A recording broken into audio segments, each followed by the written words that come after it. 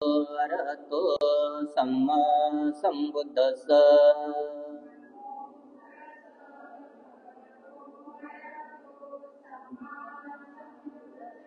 नमो तस्स भगवतो अरहतो सम्मा संबुद्धस्स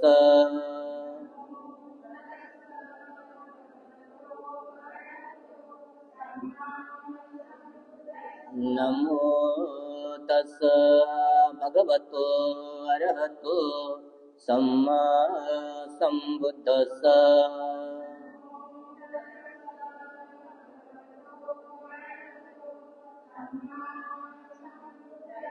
बुद्धं शरणं गच्छामि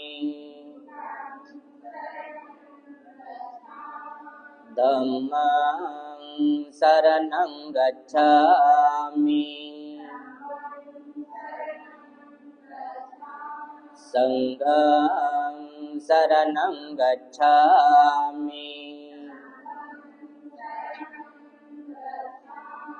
द्वितीयम्पि बुद्धं शरणं गच्छामि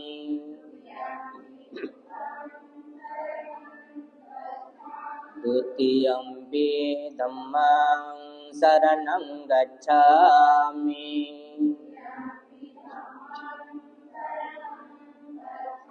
द्वितीयम्पि संघं शरणं गच्छामि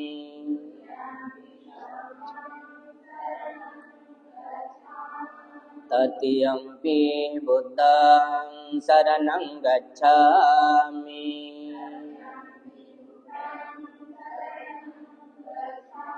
तृतीयम्पि धम्मं शरणं गच्छामि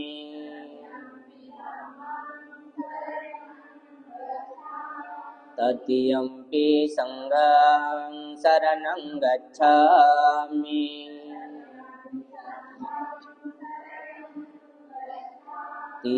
शरणगमनं सम्पूर्णं पाणातिपाता वेरमणि सिक्खापदं समादयामि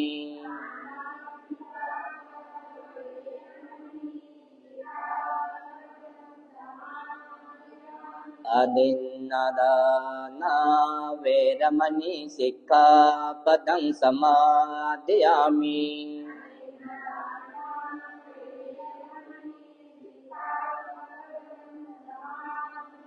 कामेषु मिच्छाचारा वेरमणि सिक्खापदं समादयामि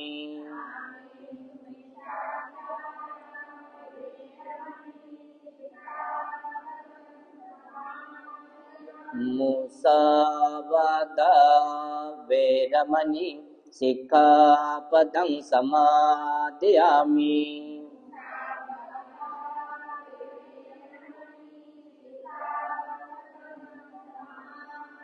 सुरामेरयमज्जपमादट्ठाना वेरमणि सिक्खापदं समादयामि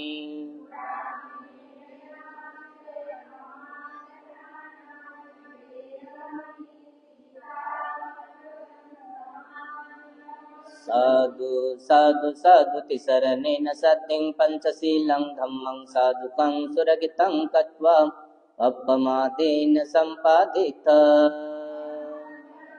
साधु साधु साधु बुद्धं नमामि धम्मं नमामि संघं नमामि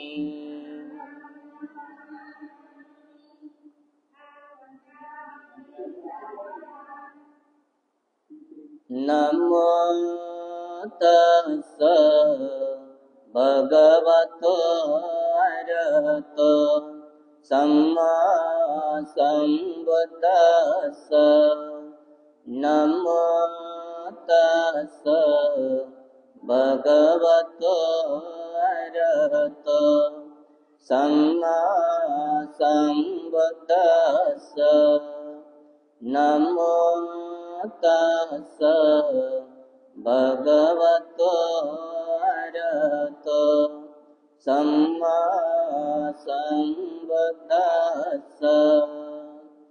मनोपुभंगमा धम्मा मनोसेट्ठा मनोमया मनसा च पदुत्थेन भासति वा करोति वा ततो न दुःखमनवेति चक्रं वा वहतो पदं मनोपुभंगमा धम्मा मनोसेट्ठा मनोमया मनसा च प्रसन्नेन भासति वा करोति वा ततो न सुखमनवेति छायाव अनपायनी वारिजो वत्तले चित्तो ओक्कमुपत्त उपतो परिपन्दति तं चित्तं मारतेयं पातवे दूरंगमं एकचरं अश्रीरं गुवासयं ये चित्त संयमे सन्ति मुक्खन्ति मारबंधना। देव आणि मनुष्याचे शास्ता महाकारुणिक तथागत भगवान सम्यक संबुद्ध तथागतांचा सद्धम्म तथागतांचा श्रावक संघ या तीन रत्नाला विनम्र अभिवादन। विश्वरत्न बोधिसत्व परमपूज्य डॉक्टर बाबासाहेब आंबेडकर यांच्या महान धम्मक्रांतीला संपूर्ण समर्पण। उपस्थित भिक्खू संघ, श्रद्धा संपन्न उपासक उपासिकांनो, आज भाद्रपद पौर्णिमेच्या निमित्ताने विशाखा बुद्धविहारामध्ये नित्यनियमाने सकाळी सर्वांच्या कल्याणासाठी हिता सुखामंगलासाठी म्हणून बुद्धवचनांचा पाठ, सुत्त पठण, महापरित्राण पाठ, यानंतर पौर्णिमेच्या निमित्ताने सार्वजनिक भोजनदान आणि दुपारच्या सत्रामध्ये थोडीशी धम्मदेशना। आपण भगवान तथागतांच्या धम्मामध्ये आपण पाहतो संपूर्ण उपदेश भगवंताचा किती महत्वपूर्ण आहे मनुष्यासाठी। कारण मनुष्य म्हणून जीवन जगत असताना नेहमी आपण एका गोष्टीचा उल्लेख करतो, सर्व सत्वांच्या पेक्षा बुद्धिमान, ज्ञानी, विद्वान, हुशार, बोलणारा असा म्हणून मनुष्य। आणि म्हणून भगवान तथागतांनी मनुष्यात तर प्रत्येकाचं मन आहे आणि माणसाने माणसाला साजेसं काम केलं पाहिजे। माणूस आहोत तर मनुष्याप्रमाणे वागणे, काही बोलणे, माणसाशी सुद्धा माणसासारखं वागणे। अनेक वेळा भगवान बुद्धांनी वारंवार या गोष्टीची आठवण करून दिलेली आहे। प्रत्येक माणसानं प्रत्येक माणसाशी माणसासारखा व्यवहार केला पाहिजे आणि याची जाणीव आपल्याला बोधिसत्व परमपूज्य डॉक्टर बाबासाहेब आंबेडकर यांच्या धम्मक्रांतीनंतर वारंवार कित्येक वेळा आपल्याला होत गेलेली आहे। डॉक्टर बाबासाहेब आंबेडकरांनी सुद्धा वेगळ्या शब्दामध्ये सांगितलेलं आहे, जे अनेक वर्षापासून गुलाम लोक आहेत, गुलामाला गुलामीची जाणीव करून द्या म्हणजे तू बंद करून उठेल। या सर्व गोष्टी आपण पाहतो, यामध्ये आपल्याला माणसाला सजग बनवणं किती महत्वपूर्ण आहे यामध्ये आपल्याला दिसून येते। अनेक माणसासारखी दिसू लागलेत, परंतु व्यवहार मात्र नाना प्रकारच्या जनावरांसारखे आहेत। माणूस तुम्ही आहात, तुम्हाला माणसासारखं वागलं पाहिजे याची जाणीव वारंवार करून द्यावी लागणार आहे. आणि म्हणून त्यासाठी प्रत्येक माणसाचं मन प्रमुख आहे, मन प्रधान आहे.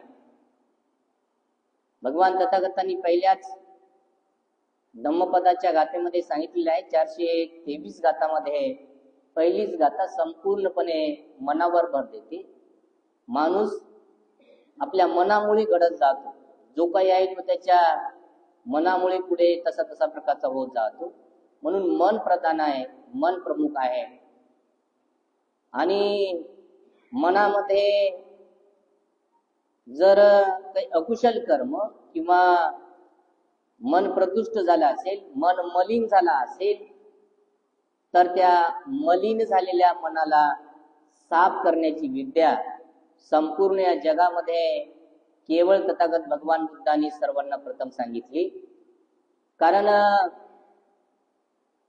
मलिनता अनेक लोकांना ही मलिनता वरवरची दिसते, ज्यामध्ये कपडे मलिन झाले तर त्यांना धुवायला, ते कपडे धुवायला नाना प्रकारचे पावडर, नाना प्रकारचे लिक्विड, भारी भारीचे त्या कपड्यामध्ये त्या थोडस पाणी टाकून तो कपडा काढला की लगेच कपडा एखादा असा भक्क निघावा.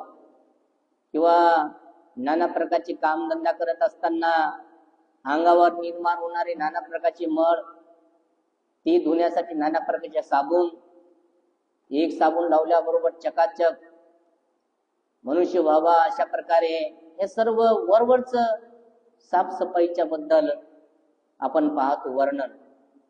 आणि वरवरची साफसफाई नित्य नियमाने दररोज केली पाहिजे. परंतु याही पलीकडे जाऊन मन निर्मळ करण्याची विद्या, मन निर्मळ करण्याची साबून काय आहे ते अनेक लोकांना माहिती नाही.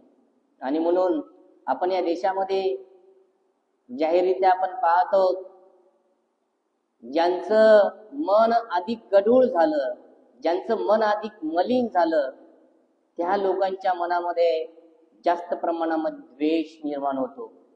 आणि जास्त प्रमाणामध्ये द्वेष निर्माण झाल्यामुळे इतरांचं कल्याण होऊ नये, इतरांचं मंगल होऊ नये, इतरांना काहीच मिळू नये, जे काही आहे ते आमच्यासाठी असावं अशी मानसिकता बनते.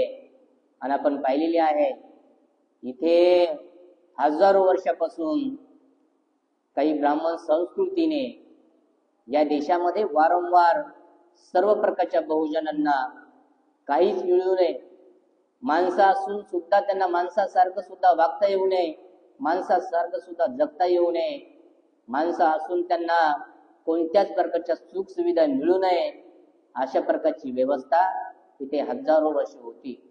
बोधिसत्व परमपूज्य डॉक्टर बाबासाहेब आंबेडकरांच्या या संविधानाच्या रूपाने पुन्हा एकदा सर्वांना, आपण मनुष्य आहोत तर सर्वांना समानतेने जीवन जगण्यासाठी काही अधिकार संविधानामध्ये दिलेले आहेत. अन्यथा या जातीयतेच्या उतरंडीमध्ये, या विषमतावादी तत्वज्ञानामध्ये अनेक वर्षापासून चालत आलेलं, हजारो वर्षापासून चालत आलेलं विषमतावादी तत्वज्ञान, ज्या नाना प्रकारच्या मनुसारख्या मनुवादी लोकांनी या देशामध्ये मांडलं आणि अनेक बहुजनांना सर्व प्रकारच्या लाभापासून, सर्व प्रकारच्या फायद्यापासून, सर्व प्रकारच्या सुख सुविधेपासून लाखो दूर ठेवलं.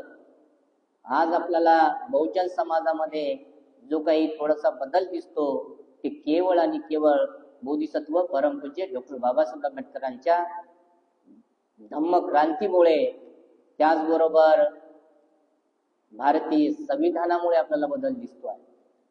आणि म्हणून किती महत्वपूर्ण भारतीय संविधान या देशातल्या तळागाळातल्या प्रत्येक नागरिकाचा, त्याच्या हिताचा, सुखाचा, मंगलाचा विचार हजारो वर्षपर्यंत याआधी कोणत्याही तत्ववेत्यानं, कोणत्याही धर्म सांगणारानं केला नाही.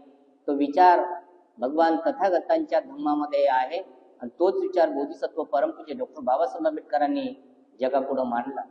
म्हणून थोडे बहु जे चांगले जीवन जगत आहेत ती श्रेय डॉक्टर बाबासाहेब आंबेडकरांच्या भारतीय संविधानाला, धम्मक्रांतीला जाते. आपण पाहिलं हजारो वर्ष इथे नाना प्रकारची पूजा चालत होती. हजारो वर्षापर्यंत इथे आमच्या पूर्वजांना 33 कोटी देव आमच्या माथी मारले होते. कोणत्याही 33 कोटी देवामधल्या कोणत्याही देवाने येऊन आमचं कल्याण केलं नाही, मंगल केलं नाही, हित केलं नाही. हे सर्व जे काही आजची प्रगती दिसत आहे ते केवळ बोधिसत्व परमपूज्य डॉक्टर बाबासाहेब आंबेडकरांच्या धम्मक्रांतीनंतर प्रगती झालेली आहे, उन्नती झालेली आहे. म्हणून आज नितांत गरज आहे, सर्व बहुजन समाजाला गरज आहे की आज जे काही अंधश्रद्धेमुळं किंवा जे काही आयाठाई जे काही अनावश्यक खर्चामुळं या देशामध्ये पुन्हा तशी परिस्थिती निर्माण होत आहे. म्हणून इथे भगवान तथागतांच्या धम्मामध्ये केवळ मनुष्याचाच विचार केलेला आहे, ना की कोणत्या जाती, धर्म, पंथ, संप्रदाय कशाचाही विचार नाही. इथे माणूस आहे, माणसाचं मन आहे. मनोपबंगमा धम्म, मनोसेठा मनोमया. प्रत्येक माणसामध्ये ज्या ज्या प्रकारचे विचार उत्पन्न होतात तशा तशा प्रकारे माणूस बनत जातो. त्याच्या मनामध्ये जर मलिन विचार काही उत्पन्न झाले तर तो तशाच प्रकारचा बोलतो, तशाच प्रकारचा कार्य करतो. आणि म्हणून एखाद्या माणसाच्या मनामध्ये इतरांच्या कल्याणाची गोष्ट, मंगलाची गोष्ट जर निर्माण झाली तर तशा प्रकारचा तो कल्याणकारी बोलतो, मंगलकारी बोलतो. म्हणून आपण इथे भगवान तथागतांच्या धम्माप्रमाणे वागत असताना आपल्या मनाला निर्मळ करणं किती आवश्यक आहे. मनामध्ये राग, द्वेष, लोभ, ईर्ष्या, अहंकार, मीपणा, आळस, नाना प्रकारचे विकार कसे उत्पन्न होतात, कुठं उत्पन्न होतात, आणि विकार जर शोधायचे असतील त्यासाठी थोडा वेळपर्यंत डोळे बंद करून बसावे लागेल. तेव्हाच आपल्या श्वासाला जाणता जाणता, या शरीरावर होणाऱ्या संवेदनाला जाणता जाणता, मनामध्ये कशा कशा प्रकारचे विचार उत्पन्न होऊ लागले, त्या विचारामुळे कशा कशा प्रकारची संवेदना शरीरावर उत्पन्न होऊ लागली, तोच मनुष्य जाणू शकतो ज्याला हे अनुभव करता येते. आणि त्या अनुभवातून तो शिकता शिकता एखादा मनुष्य आपल्या मनाला निर्मळ बनवत इतरांच्या प्रती अपार मैत्री त्याच व्यक्तीच्या मनामध्ये निर्माण होते ज्यांचं मन निर्मळ आहे, परिशुद्ध आहे. आणि म्हणून ही विद्या भगवान तथागतांनी 2500 वर्षापूर्वी ही विद्या सर्व मानवासाठी शिकवली. त्यामध्ये कोणत्याच प्रकारच्या जाती, धर्म, संप्रदाय, पंथाचा विचार नाही, संपूर्ण मानवाला. आणि आपण पाहिलं तथागत भगवान बुद्ध ज्ञानाची गोष्ट करतात, विद्वत्तेची गोष्ट करतात. म्हणून तेव्हा 2500 वर्षापूर्वी 80% ब्राह्मण भिक्षू बनले. 80% ब्राह्मणांनी भिक्षू बनून अरहत प्राप्त केलं. कारण ज्ञान अवगत करण्यासाठी पूर्वीचा थोडा तरी काही ना काहीतरी म्हणजे धार्मिक वारसा असला पाहिजे, किंवा काही ना काहीतरी चित्ताची चेतना निर्मळ तशा प्रकारची बनलेली असली पाहिजे. अन्यथा कुणालाही धम्म धारण करता येत नाही, धम्म धारण करून आपल्या मनाला निर्मळ बनवता येत नाही. कुशल कर्म संचित असणं अतिशय गरजेचं आहे. आणि म्हणून भगवान बुद्धांच्या धम्मामध्ये विशेष करून मनाला जास्त प्राधान्य दिलेलं आहे. मन प्रमुख आहे, मन प्रधान आहे. मनामध्ये एखाद्या व्यक्तीने जर ठरवलं तर कितीही व्यसनी असलेला मनुष्य तो निर्मळ बनू शकतो.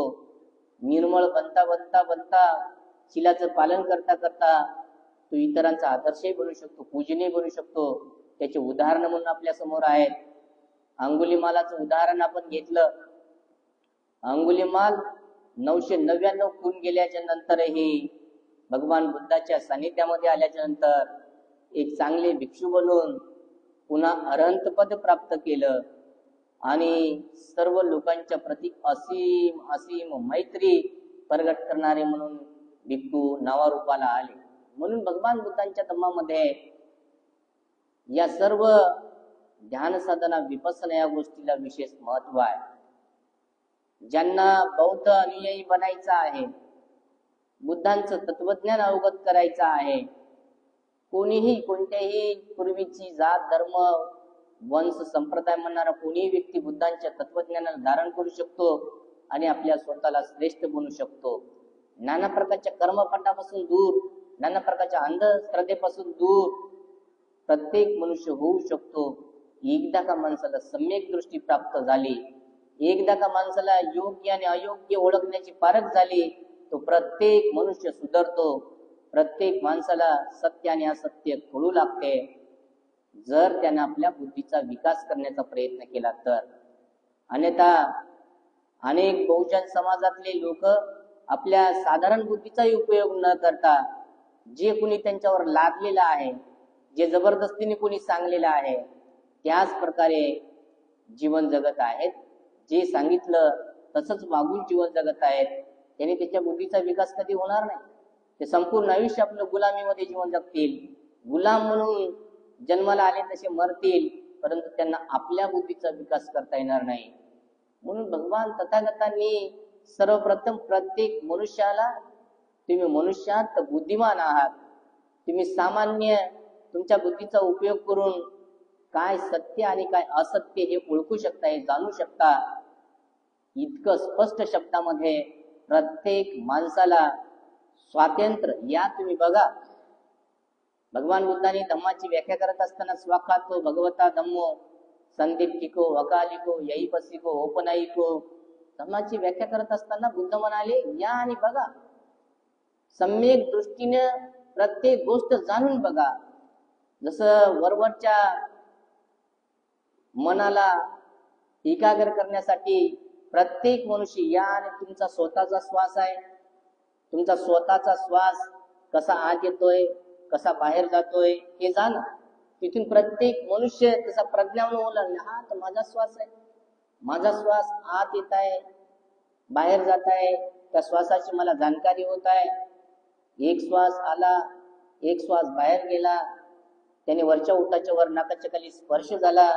प्रत्येक मनुष्य तिथून प्रज्ञावान बनत जातो आणि हळूहळू प्रज्ञावान बनत बनत बनत त्याच व्यक्तीला कळू लागते, इथे या श्वासाचा स्पर्श जाणता जाणता, तिथे उत्पन्न होणाऱ्या संवेदना जाणता जाणता, अनेक वेळपर्यंत आपल्या स्वतःच्या संवेदना जाणल्यामुळे त्याचं मन जे इतर बाहेर भटकून रागामध्ये, द्वेषामध्ये, लोभामध्ये, अहंकारामध्ये, मीपणामध्ये, आळसामध्ये रममाण होणारं मन आता इथं केवळ आणि केवळ जे घडत आहे ते पाहत आहे.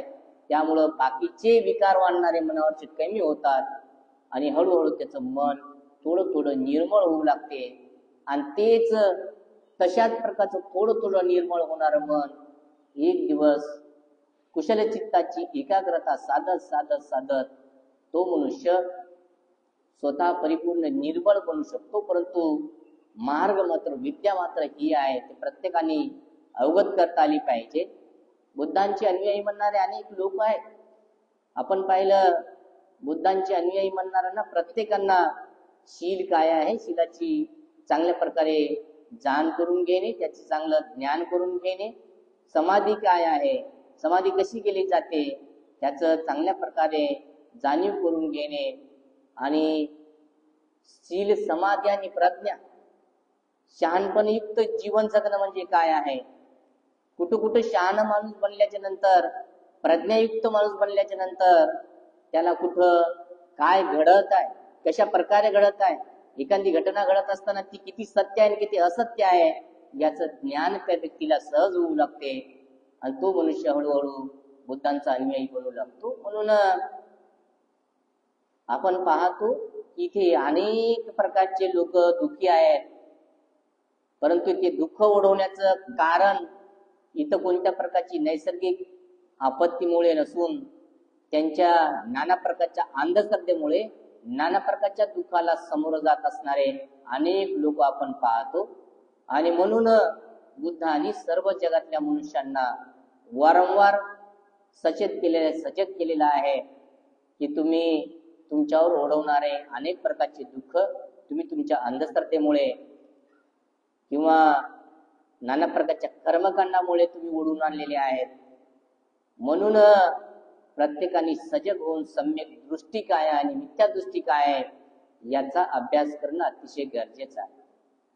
आपण भाद्रपद पौर्णिमेच्या निमित्ताने सर्वजण विशाखा बुद्धविहार लेबर कॉलनी नांदेड या ठिकाणी जमलेले आहात. या ठिकाणी भिक्खू संघाला चिवरदान, परिष्कारदान, फलदान घेऊन उपासिका जिंतूरहून आलेल्या आहेत, परभणीहून उपासिका आलेल्या आहेत. इथं विशाखा महिला मंडळ, सर्वच विविध नगरामधून आलेल्या सर्व उपासक उपासिका या कार्यक्रमाला आजच्या उपस्थित आहेत. तेव्हा अधिकचा उपदेश न करता आपण सातत्यानं दानशील समाधी प्रज्ञा अशा प्रकारचं कुशल कर्म करत आहात. तेव्हा सर्व महिला मंडळ या ठिकाणी भिक्खू संघाला चिवरदान आदी दान देतील आणि आशीर्वादाने आपण हा कार्यक्रम संपवणार आहोत.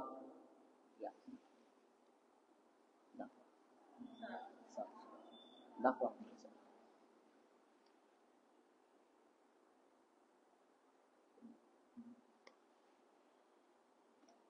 या चला चला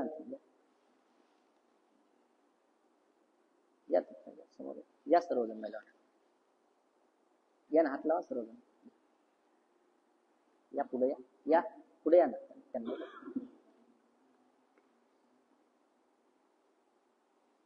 इकडे हे सर्व घ्या खोकले ते काढा. हे केलं ना, बंद केलं ना, तिथं जा.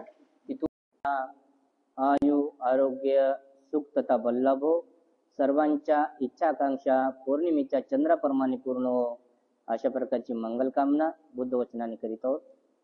सब्बीतियो विभजन्तु सब्बरोग विनाशतु मते भवत्वन्तरायो सुखी दीर्घायुको भव भवतु सब्बमङ्गलं रक्षन्तु सब्बदेवता सब्बबुद्धानुभावेन सदा सोते भवन्तु ते भवतु सब्बमङ्गलं रक्षन्तु सब्बदेवता सब्बधम्मानुभावेन सदा सोते भवन्तु ते भवतु सब्बमङ्गलं रक्षन्तु सब्बदेवता सब्बसङ्घानुभावेन सदा सोते भवन्तु ते अभिवादनशीले स नित्यं वद्दपचायिनो चत्तरो धम्मा वर्धन्ति आयुवन्नो सुखं बलं आयुरारोग्य संपत्ति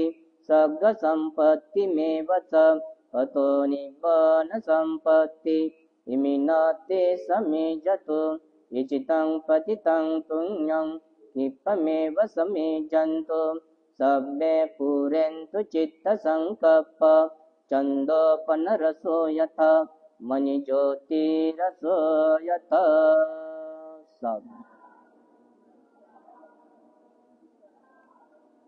बुद्धं नमामि, धम्मं नमामि, संघं